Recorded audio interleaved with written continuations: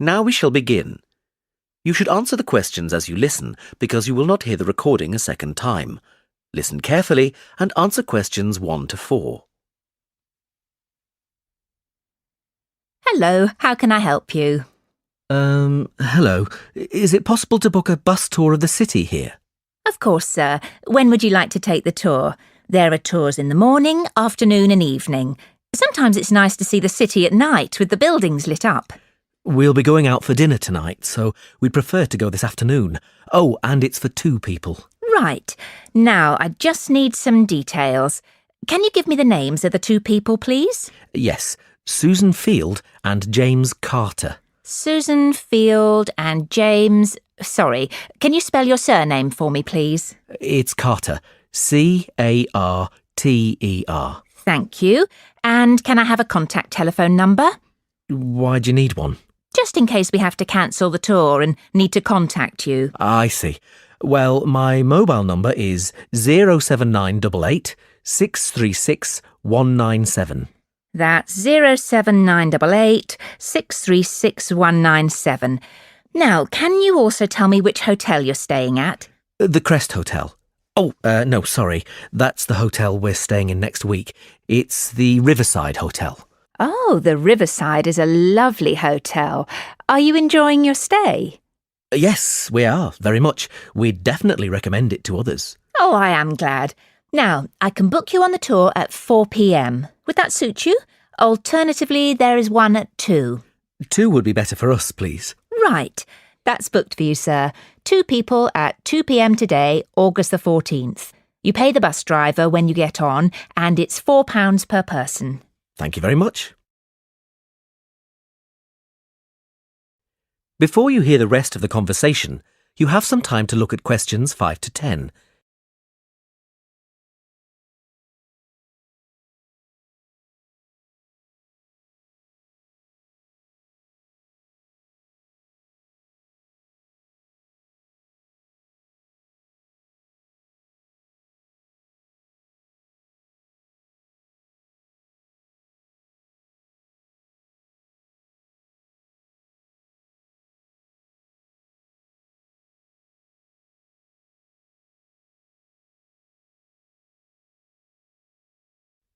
Now listen and answer questions 5 to 10.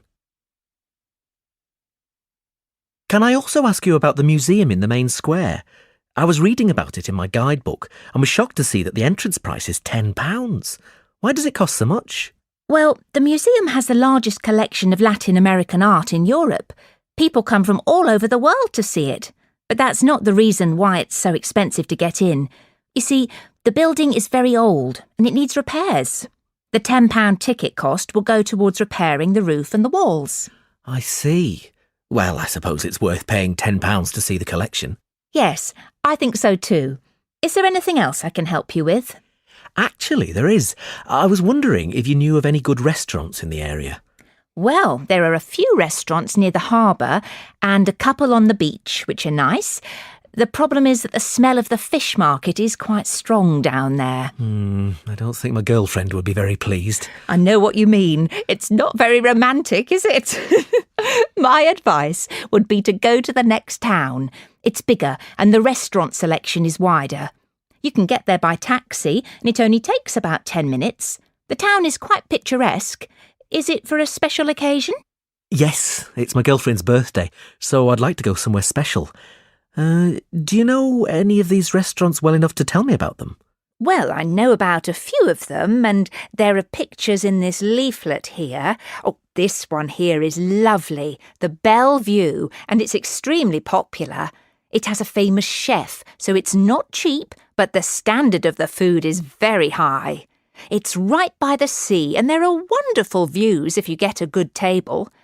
Then there's the Lighthouse Cafe, you can see the picture here, which isn't really a cafe at all. In fact, it's a great restaurant and a lot of TV celebrities and actors eat there. The place has been going for over 100 years. It's quite an institution around here. I'm not sure about those 2. They sound too expensive to me. I was thinking of somewhere small, not too upmarket, but with good food.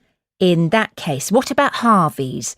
The same family has run this restaurant for over a century, and it's reasonably priced and really popular with local people. Oh, and there's another family-run restaurant, Stonecroft House. New owners took over a month ago, and they're getting good reviews. There's a new chef there, and the food is meant to be very good. This leaflet has the contact details for all the restaurants, so you can just call them if you'd like to book a table. Great, thanks. You've been very helpful.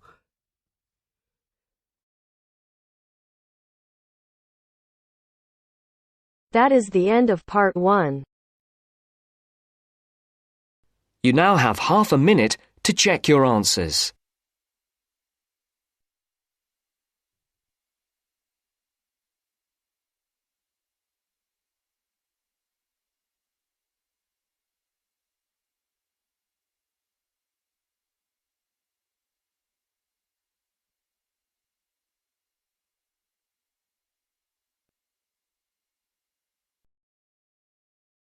Now turns to part 2. Part 2. You'll hear two teachers discussing a school trip. First, you have some time to look at questions 11 to 16.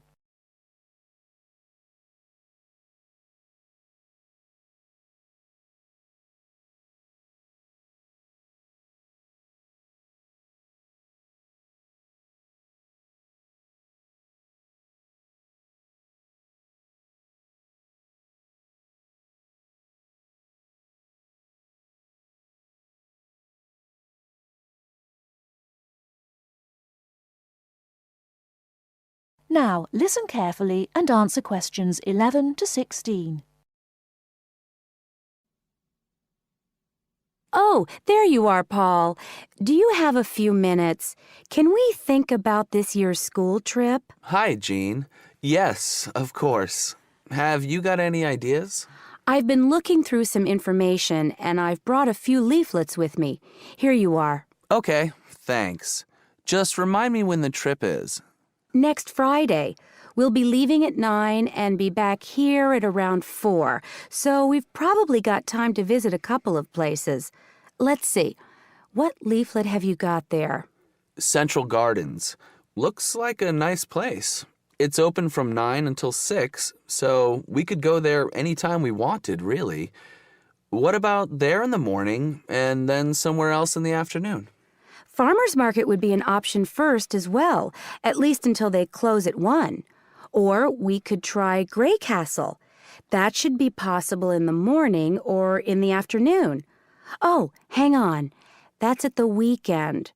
The last admission is at noon on weekdays. Greenhall says the same thing. Queen's Park opens at 8, so we could go there first. Or, according to these times, we could go there on the way back to school, because they don't close the gates until sunset during the week. Okay, that gives us a few options. We went to Queen's Park a couple of years ago, didn't we? I seem to remember that the pupils really enjoyed it. It'd be nice to go somewhere new as well. I've seen groups from other schools going around Grey Castle. So have I. But then again, maybe we should play it safe and go to Green Hall. At least we've got experience of taking classes round there. Farmers Market is popular with other schools, though, so it must be interesting. It'd be good to go somewhere where someone can show the pupils around, explain things to them. I've been on a tour around the castle, and they do a really good job. I think they have guides at the hall, too, don't they? It says here that they used to, but don't anymore. You can get shown round Central Gardens, though. I think we'd have to do any explaining if we took the pupils to the market or the park. That wouldn't be a problem, though. No, and at least those two would be free, wouldn't they? I think all the others charge, and we'd have to get the parents to pay some money. I'm sure they wouldn't mind paying if it was a small amount. Let me check the leaflets. There's a special price for large groups at Grey Castle. Oh, but you can get into Central Gardens for nothing. Right. Oh, I've just thought of something. We wouldn't need to book anything if we were going to Queen's Park, but what about the other places? Central Gardens say you need to let them know if there are more than 10 people in your group, which would include us. The same at Grey Castle. Farmers Market says you can just turn up, and so does Green Hall. Right. Well, I suggest we take the pupils to Grey Castle for a tour in the morning. How does that sound? Yes, sounds good. We should contact them to book it as soon as possible. In the afternoon, we can do something a bit more relaxed at the park, and we'll have to think about going to Green Hall another year. Shame Farmers Market isn't open, but we can't change the day. So that's a decision then. Now, let's think about what we're going to get the pupils to do. It's a school trip, after all, and we should give them some work to do. Before you hear the rest of the talk, you have some time to look at questions 17 to 20.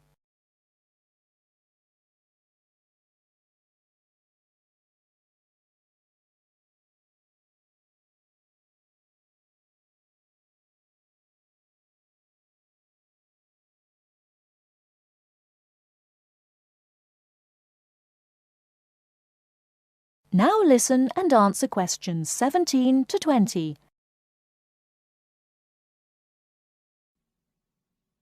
I think they should know something about the place before they go. That way they know what they're looking at, and they'll be able to write about it better when they get back. I'll put some information together to look at home and give them copies after the next lesson. Good idea. I'll write something for them to do as they're going round the place. We did a quiz last year, and that worked really well. I'll do the same kind of thing this time. Okay. Now, what about the travel arrangements? How are we getting there? What do you think? I remember one year Mrs. Jackson took her group by bus, and that was a complete nightmare. It's quite a long way, isn't it? We could hire a coach for the day, which is what we usually do. Or there's the train. It's rush hour, though, isn't it? So it'll be really crowded. And it'll be more convenient for the rest of the day if we've got our own transport. Yes, we'll do that then. Anything else? Oh, we need to let the parents know what's happening. We could ask the office to call everyone. It would take too long with so many. I know when we send a letter home, there are always a few pupils who lose it. But not all the parents have email yet, so I don't think we have any choice, really. I'll write something and take it to the school office this afternoon. Right. I'll go and tell the pupils the good news.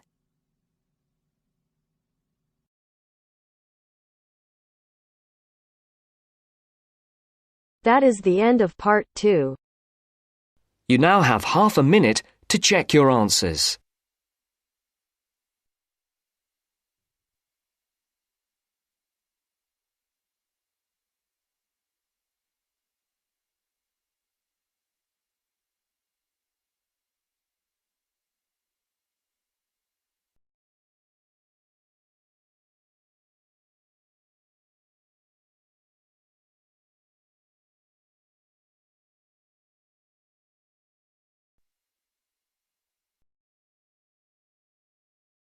Now turns to part 3.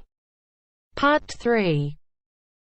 You will hear two students, Jenna and Marco, discussing a business studies project they have to do.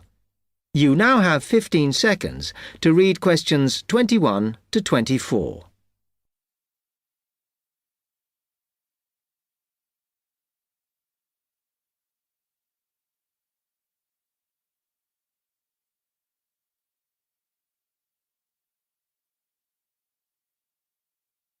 Come on, Marco. We've got to get on and sort out this project for Professor Buckley. Hang on. I want to make sure we've got all the information. Now, where are we? Well, today we need to sort out exactly what we're going to do and how we're going to divide the work up. Okay. How long have we got, by the way? The end of term is April 6th. And he said to hand it in on week 8, so that's March 25th at the latest, because the beginning of that week is the 21st, so not long. Right. Have you got the notes there? Yes. He wants us to do a fairly small-scale study, like the last one, on whether or not businesses were offering more benefits to staff. And we've now got to look at the rise in older workers. It should be fairly straightforward. Yeah, as long as we keep it small. Who's marking it? I don't know.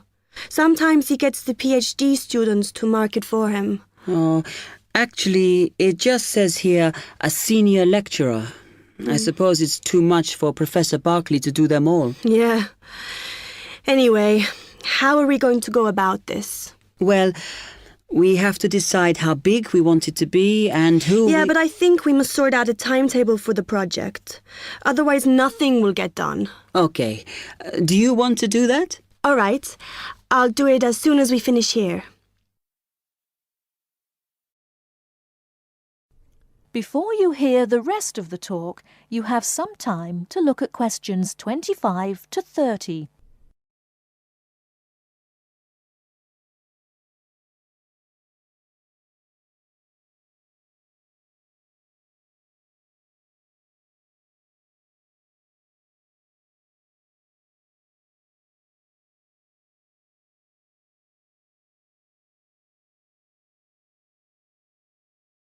Now listen and answer questions 25 to 30. Okay. What do we have to do now for the project?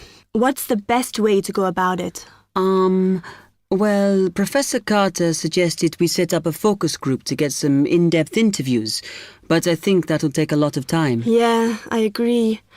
If we did a focus group, we'd have to spend time deciding who to include in it, and it's not necessary to do one anyway. Oh, fine. And if you agree, I think we should get in touch with the businesses on the list Professor Carter gave us and ask them if they're prepared to participate. Sounds good. Then we can go there, give them questionnaires and collect them later. Exactly. Okay. Then do we need to book one of those study rooms in the library so we can work together to input the data? Perhaps not, as I guess just one of us could just sort it out actually. Yes, that would be easier. A lot of what we're doing is qualitative, so it'll be writing up rather than statistics. No software for that, I'm afraid. And I think it would look better if we had actual shots of some of the staff, because we're citing appearance as a factor in employability, aren't we? Yeah, okay. I'll factor that all in when I sort everything out tonight. I'm glad we decided to work together. I think it's going to work out well. Yes, well, given that we had to work in pairs on this project, I think we were right to choose each other. We complement each other academically, as we're each good at what the other isn't. In fact, we should have tried working together before. Yes. Now, how shall we split the work? I'll do the analysis, shall I? Oh, okay. It's just that it might be faster, because I'm used to doing it. Although your English is better than mine. I need more practice at reading, really. Okay, I'll do the presentation then, if that's okay with you. Yeah, sure. I don't mind speaking in public, but I hate preparing all the notes for them. The thing is, the tutor said one person should do the whole presentation, and he said he expects me to do it because I haven't done one yet. No, that's fine. Now, let's see.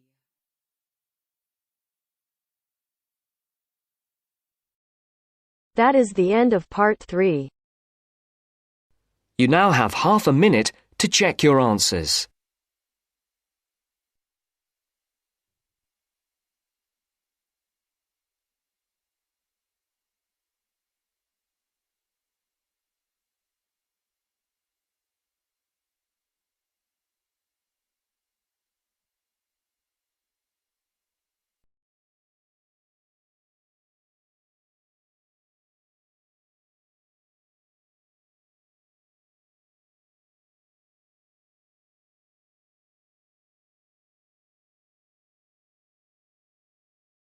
Now turns to part 4. Part 4. First, you have some time to look at questions 31 to 40.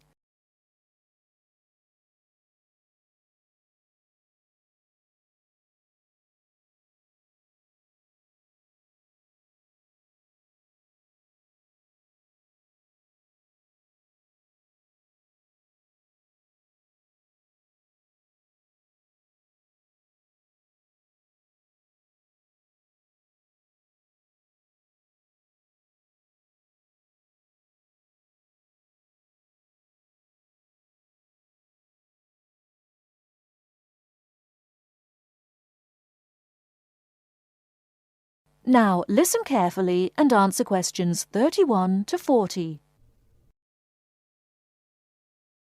Today I'm going to talk about the city of Barcelona and its architecture. First, the city. Barcelona is a city of some 1.5 million people. It is a port situated on the northeast coast of Spain in the province of Catalonia. The people speak Catalan as their native language, but most are also fluent in Castilian Spanish and some speak English too. The city centre is surrounded by a ring road which encloses a grid with two major roads running diagonally across it. These are the Avenidas Diagonal and Meridiana. Probably the most famous street in Barcelona is La Rambla, which connects the Plaça de Catalunya in the town centre to the statue of Columbus on the water's edge. All along the centre of this wide boulevard are stalls selling flowers and artistic works. Barcelona was founded by the Carthaginians from modern-day Tunisia in North Africa. It grew under the influence of the Roman Empire, later becoming the capital of Spain. Under strong government, it expanded its trade, exporting cloth to other Mediterranean ports, and establishing itself as a financial centre. It went into decline after 1400, and in 1640 it was the centre of the Catalan Revolution against King Philip IV of Spain. Now it is considered by many to be the cultural centre of Spain, and the Olympic Games were held there in 1992. Now to the architecture. Throughout the city there are many fine buildings, churches, cathedrals, markets and squares, which date back to the 13th century. One very fine square, which can be entered from La Rambla, is the Plaça Real, or Royal Square. This was built by Molina in the 19th century. 7 narrow passages lead into a large central area, which is surrounded by 2-storey buildings. Most of the ground floor is occupied by restaurants and bars, and it is traditionally a place of music and entertainment. It is impossible to talk about the architecture of Barcelona without mentioning Gaudí, who dominated the scene from the 1880s until his death in 1926. His style was unique, a decorative form of Art Nouveau, the style of the 1920s and 30s in Europe. It was based on organic natural forms, which often seem to defy the qualities of the materials they are made from. I will mention just 3 of his best-known works today. The first is Güell Palace. This was built for the Count of Güell, one of Gaudí's main supporters. The building features 2 arched gates, which lead into the stable area. Inside are 2 circular staircases, one for people and the other for horses.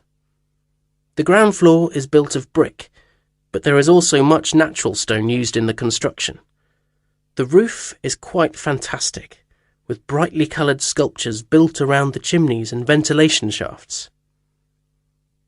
Another project commissioned by Güell is the park named after him. This was meant to be a garden city with 50 houses, but in fact only 2 were ever finished. The influence of nature is strong in the cave-like spaces and animal figures, and again, much use has been made of brilliantly coloured surfaces. But the greatest of Gaudí's works is still under construction, and it is not expected to be finished until 2041.